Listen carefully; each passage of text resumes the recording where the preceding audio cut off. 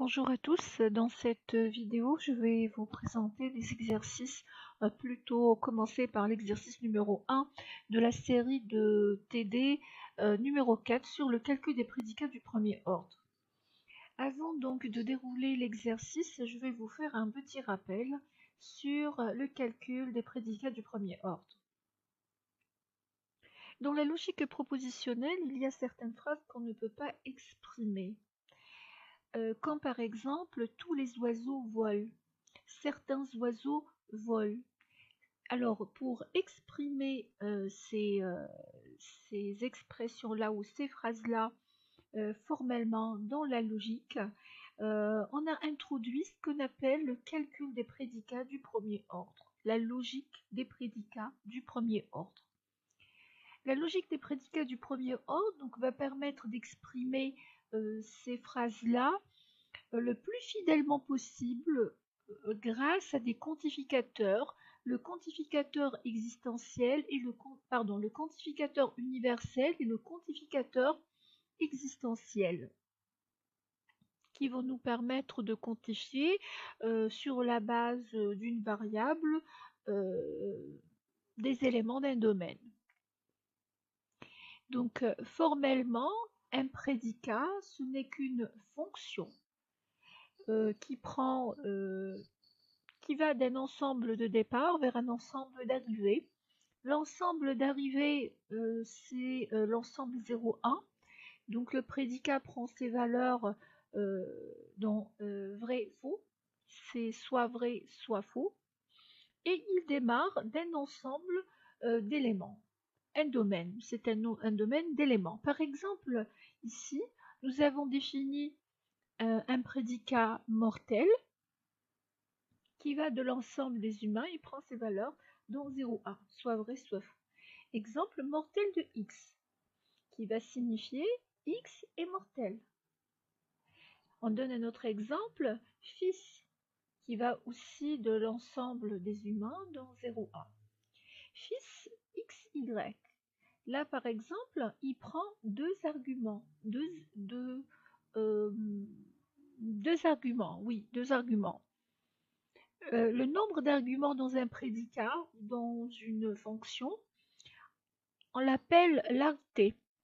Donc ici, notre prédicat est d'arité 2. Ici, notre prédicat est d'arité 1. Fils de xy signifie x est le fils de y. Voilà. Alors, ça c'est pour la définition. Maintenant, pour modéliser une phrase comme ça, par exemple, tous les oiseaux volent, avec la logique des prédicats. On nous dit que dans la modélisation des énoncés, par des formules bien formées, du calcul des prédicats du premier ordre, on utilise ce qui suit. Lorsqu'on a une forme dans une phrase, tout AX et BX, sachant que AX est un prédicat et BX est un prédicat. Alors, je vais vous expliquer directement sur l'exemple, mais on va lire d'abord ça. Tout AX et BX se modélisent. Quel que soit le X, AX implique BX. On vient sur notre exemple. Tous les oiseaux volent. Alors ici, je vois tout, donc il me faut un quantificateur universel, quel que soit. J'ai ici les oiseaux. Alors je peux définir ici un premier prédicat, oiseau de X. X est un oiseau. Ici, vol aussi est un autre prédicat, c'est un deuxième prédicat dans la même phrase. Je peux définir un autre prédicat, vol, qui signifie X vole. On va avoir ceci. Donc, tout AX et BX. Ça veut dire j'ai deux prédicats dans la même phrase avec le quantificateur universel. Donc, c'est le modèle qu'on nous présente ici. On nous dit, lorsqu'on a dans une phrase tout, c'est-à-dire voilà, tout, AX, il y a un premier prédicat, et BX. À ce moment-là, on va le modéliser comme ça. Quel que soit le X, si X est un oiseau, alors X vole. Donc, quel que soit X, oiseau de X implique vol de X. Je descends un peu plus bas, j'ai préparé la solution. Donc voilà dans l'exemple, j'ai défini un prédicat oiseau X, X est un oiseau, un deuxième prédicat vol de X, X vole, donc ça nous donne quel que soit X, si X est un oiseau, alors vol de X, alors il vole. Dans le deuxième cas, lorsqu'on va se retrouver avec une phrase du type certains oiseaux volent ou bien quelques oiseaux volent. Lorsqu'on a le quelque, donc ou certains, c'est le quantificateur existentiel qu'il faut utiliser pour formaliser. Ici aussi, on voit qu'on a deux prédicats. Il y a les oiseaux, il y a vol. Ici, donc, comment on va exprimer lorsqu'on est dans ce cas de figure? On nous dit, lorsqu'on est dans ce cas de figure, lorsqu'on a quelques ou certains AX sans BX, donc là il y a un prédicat et là il y en a un autre, ça se modélise par il existe X, AX et BX. Donc sur l'exemple des oiseaux, certains oiseaux volent, on va avoir il existe X, X est un oiseau et X vole. Il existe des X, il existe un X, X est un oiseau et il vole. Voilà, il existe X, oiseau de X et vol de X. Certains oiseaux volent.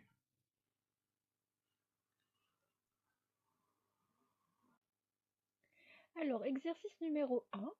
Écrire en langage formel du calcul propositionnel du premier ordre les phrases suivantes. Première phrase, petit a, tous les animaux, excepté les loups, sont gentils avec les enfants. On a donc, j'ai mis en rouge le quantificateur, c'est le quantificateur existentiel. J'ai mis ici en rouge les prédicats à exprimer. Dans la partie gauche de la phrase, on a les animaux. Tous les animaux sont gentils avec les enfants. Donc on a le premier modèle qu'on avait présenté tout à l'heure. Quel que soit x, a de x et b de x. Donc il y a deux prédicats dans la phrase. Mais il y a aussi autre chose. Il y a, donc on nous dit tous les animaux excepté les loups. Donc là, il y a ce qu'on appelle une constante.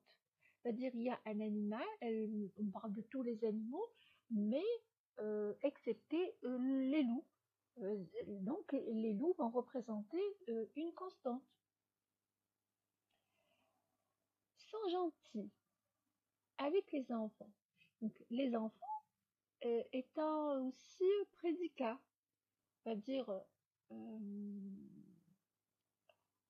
enfant de Y. Y est un enfant.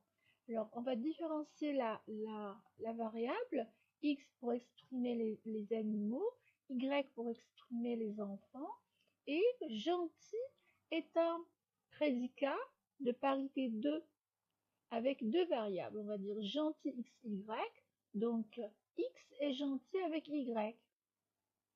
Les animaux sont gentils avec les enfants. X est un animal et gentil avec Y, un enfant.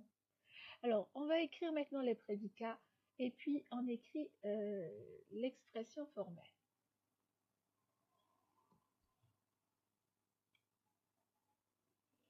Voilà. On définit animal de X, X est un animal. Enfant, Y, Y est un enfant. Gentil X, Y, X est gentil avec Y. Et on définit aussi une constante, loup. On aura besoin de définir une constante, loup. Voilà, une constante loup. Maintenant, pour écrire l'expression formelle, ça va nous donner ceci.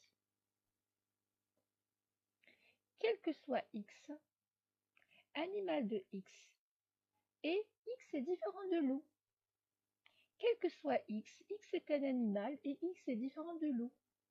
Alors, quel que soit y, y est un enfant, alors gentil x, y, donc x est gentil avec y qui est un enfant. Voilà pour la première phrase. On va passer à la deuxième. Pour la deuxième phrase, petit b, il n'est pas vrai que tous les oiseaux volent. Alors cette phrase, on l'a pris comme exemple tout à l'heure. Donc on a le quantificateur universel. Les oiseaux volent, on a deux prédicats. Donc oiseau de x, x est un oiseau, vol de x, x vole. Et on a ici, il n'est pas vrai. Il n'est pas vrai que, c'est une négation. D'où l'expression formelle en logique des prédicats du premier ordre va nous donner ceci. C'est la négation de quel que soit x, oiseau de x implique vol de x. Ça, c'est ce qu'on avait, c'est l'exemple de tout à l'heure. C'est quel que soit x, quel que soit le x, x est un oiseau, alors x vole.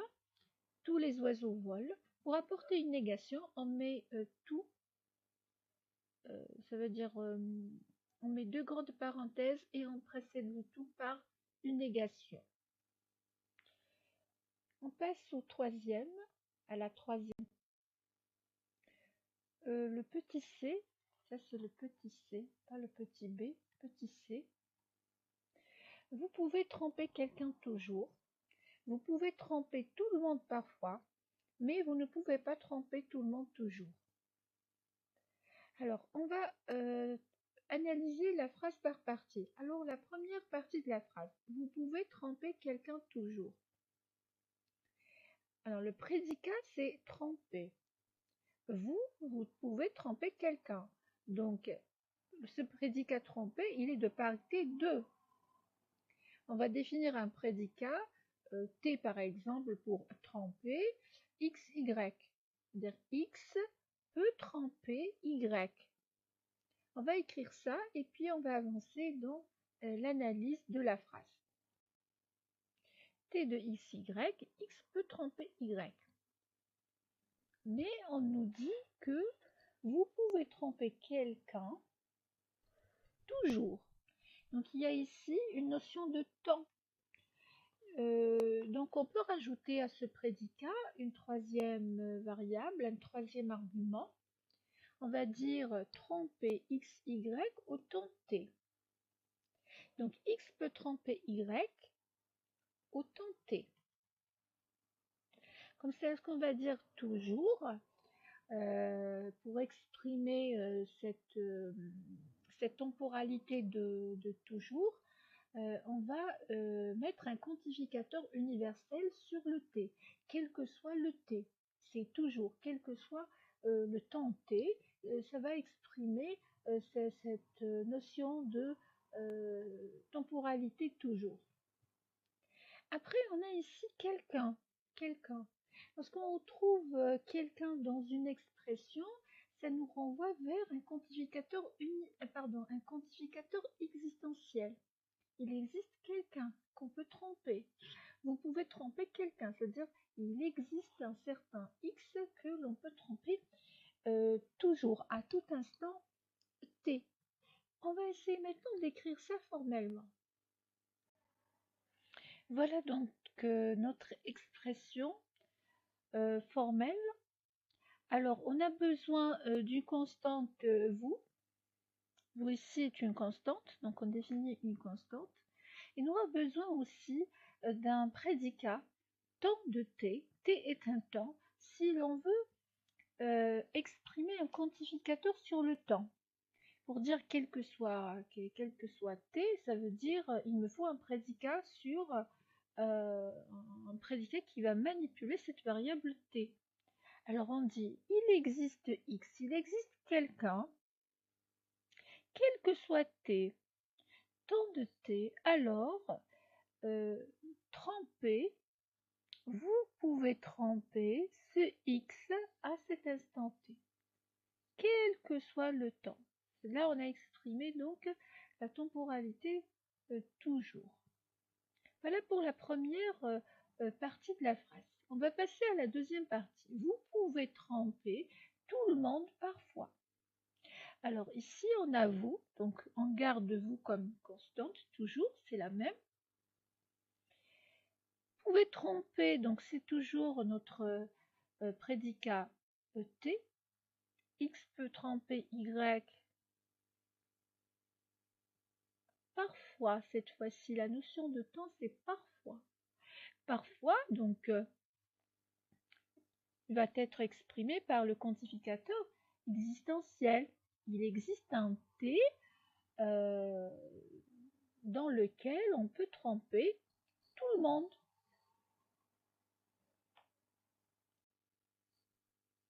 Tout le monde sera exprimé par un quantificateur universel.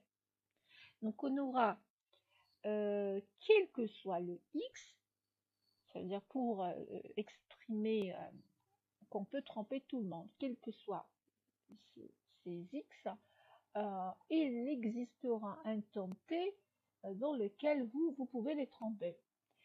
Alors, on va mettre maintenant la partie formelle. Je vais écrire la partie formelle. Ici, pour cette virgule, on va la formaliser avec un « et », une conjonction. Voilà, donc quel que soit X, quelle que soit cette personne, il existe un temps T. Temps T et T, vous, xt. Ça veut dire il va exister un temps T et dans lequel vous pouvez tremper tout le monde, parce que quel que soit X, à ce temps T. Et vous voyez ici, on n'a pas exprimé une implication, mais on a exprimé un « et ». On est dans le deuxième modèle qu'on avait dit il existe X, AX sans BX. À ce moment-là, on va représenter par il existe X, AX et BX. Voilà pour la deuxième partie de la phrase.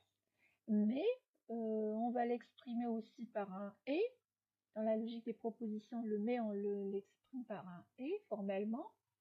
Vous ne pouvez pas tromper tout le monde toujours. Là, vous ne pouvez pas tromper tout le monde toujours. Donc là, il y a une négation. Donc on va formaliser d'abord « vous pouvez tromper tout le monde toujours » et puis on met tout entre deux parenthèses et on précède par une négation. Vous pouvez tromper tout le monde toujours, donc c'est un quantificateur sur les X et un quantificateur sur le temps. On aura donc ceci. Quel que soit le X, quel que soit le T, T est un temps, alors vous pouvez tremper X à n'importe quel temps T. N'importe quel temps T parce qu'il y a un quantificateur T qui est exprimé ici. Voilà pour le petit c. On avance vers le petit d. Le petit d, si tout le monde peut le faire, alors je peux le faire. On voit ici tout le monde. Donc c'est une quantification universelle sur les X. C'est une quantification donc universelle sur notre prédicat, sur la variable de notre prédicat. Pour le prédicat peut le faire. C'est-à-dire on peut exprimer un prédicat par exemple P de X. X peut le faire. Et on va dire quel que soit le X P de X, quel que soit X, X peut le faire. Alors, là il y a deux grandes parenthèses, alors P de jeu. On définit je comme constante. On va dire P de je, ça se lit je peux le faire. Voilà, si tout le monde peut le faire, quel que soit le x, x peut le faire, alors je peux le faire. On termine donc avec la dernière phrase, petit e. Petit e, toute personne suffisamment tenace comprend la logique. Toute, c'est une quantification, toute personne. Donc, on a une quantification sur les personnes avec le quantificateur universel. Personne est un prédicat. On définit donc le prédicat personne X. X est une personne. Donc, on va dire quel que soit X, personne X. Maintenant, cette personne, toute personne suffisamment tenace, on nous dit, ce n'est pas juste une personne, mais cette personne est suffisamment tenace. C'est la personne qui est suffisamment tenace qui comprend la logique. Donc, on va dire quel que soit X, personne de X, et on va définir un autre prédicat qu'on va appeler tenace X. On travaille toujours sur la même variable X. Tenace de X signifie X est suffisamment tenace. Donc on aura, quel que soit X, X est une personne, et tenace de X. Il y a une deuxième condition sur ces X. Implique, ce X comprend la logique. On va définir notre prédicat comprend logique de X, X comprend la logique. Et on aura donc formellement l'expression complète qui sera donnée comme ça. Quel que soit X, personne de X, X est une personne et X est suffisamment tenace, alors si ceci, alors ce X comprend la logique. Voilà donc pour le premier exercice.